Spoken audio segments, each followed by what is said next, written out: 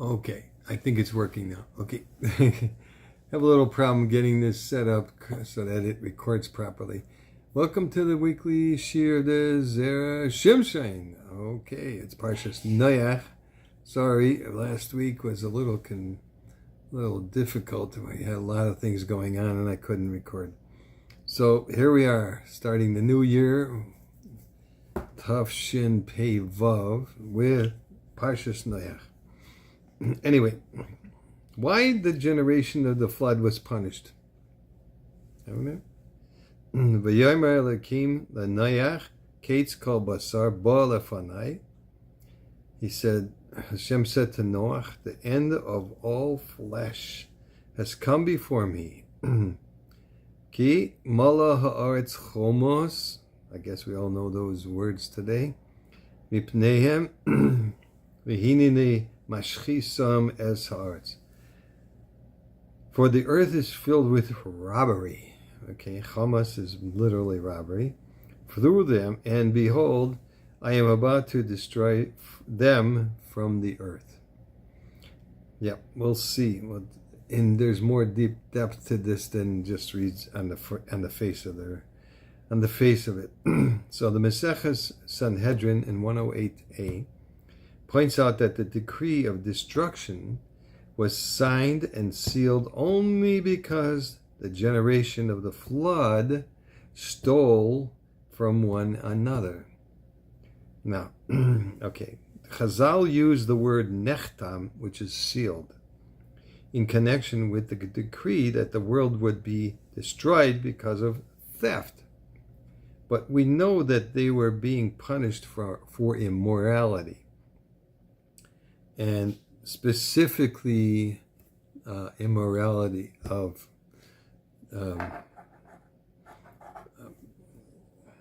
homosexuality and other bestiality and other crimes that that disgust most people.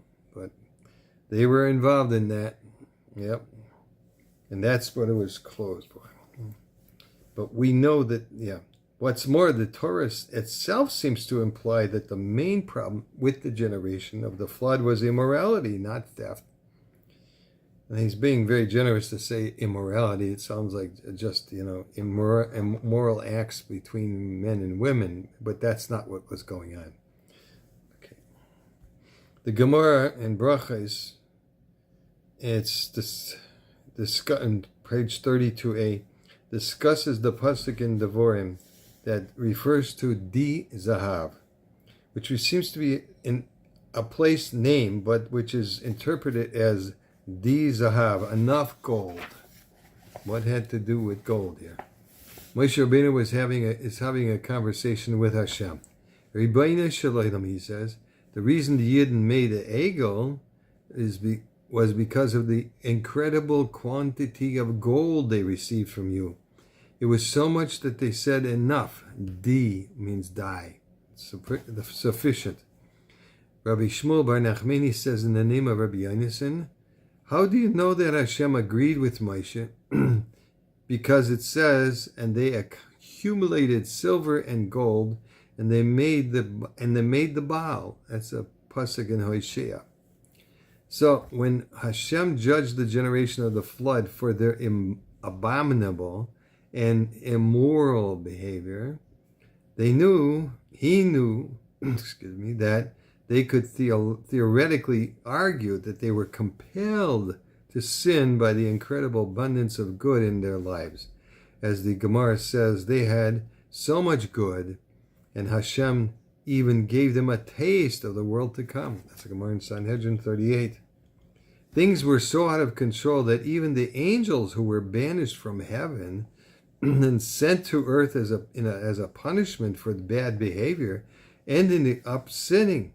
And if that was the case, what could Hashem possibly expect from regular people? This brings us back to the matter of their stealing. Although the people of the flood may have been able to argue their way out of being punished for their immoral behavior, there was no way for them to argue their way out of being punished for theft. They were asking for a reprieve, reclaiming that it was too hard to live a moral life when surrounded by such abundance of luxury. If that was the case, how could they possibly justify stealing? After all, they were all so wealthy. What do they need to steal for? If you're poor, memela, you'll need to steal to keep alive. But you can't have it both ways. Either steal because you need money, or live immorally because you have too much money, but not both. I mean, that's not a guarantee. Having extra money doesn't force you, quote unquote, to live immorally. It's just that people of that kind of wealth do live immorally. That's the facts. The fact that they stole, despite the being so wealthy, proved that the reason they were stealing was not because they were lacking anything, but because they wanted to anger the Ribbono Shel Olam, which was why they deserved to be punished. This was what Chazal meant when they said that their sentence was sealed because of the stealing. While it was true that their main transgression and subsequent punishment had to do with their immoral behavior, it was the stealing that stripped them of any sort of defense for their sins. So says the Zera Shimshon in our Parshat Ois Dalet. Now I once heard from Rabbi Kessin, quite a few years ago, that when there were a lot of earthquakes on the west coast of the United States, and he quoted a Zera Kodesh that when men act immorally with men, then it shakes up the whole foundation of the earth. Shaking is earthquakes. Did you know how many earthquakes there have been in the last 6 months? I'll let you do the research. And they call it the Ring of Fire has erupted in the Polynesian area, the whole Pacific area. There are more earthquakes than there ever were before. And I'm almost positive that there's some immoral behavior going on over there. Yep. So let's hope that it doesn't strike too close. But we want it to be sufficient that that the people awaken from their stupidity. That's all I can say. Okay, let's go on, and Bez Hashem, have a wonderful Shabbos, Parshat Noach. And the waters of Noach is called Mei Noach. It's a pasuk, so he was blamed for having not rebuked the generation the way he should have. Okay, it's a tragedy, that's all. But it did regenerate the whole world. Baruch Hashem. Kol Tov Zay Gebench Good Shabbos.